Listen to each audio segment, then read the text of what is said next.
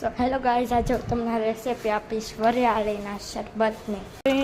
તો એની માટે આપણે પહેલાં 1 ગ્લાસ પાણી લઈ અને તમે જેમાં બનાવો એમાં નાખી દેજો. તો આપણે 1 ગ્લાસ બનાવે છે તો 1 ગ્લાસ વરિયાળીનો પાવડર નાખવાનો છે, ખાંડ.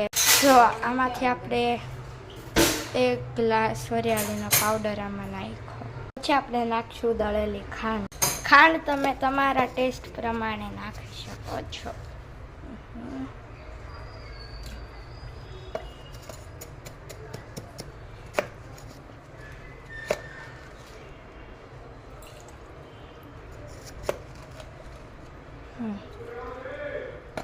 પછી એને આપણે થોડીક વાર મિક્સ કરશું.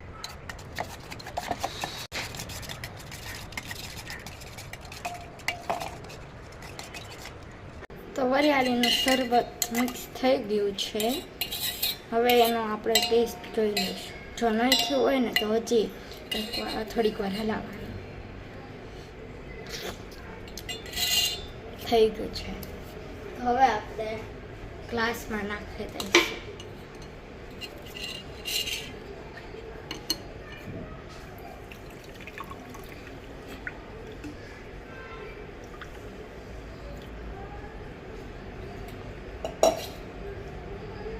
જો આપણે આટલું કદ પાણી લીધું તો અને આખો ગ્લાસ ભરાઈ ગયો છે.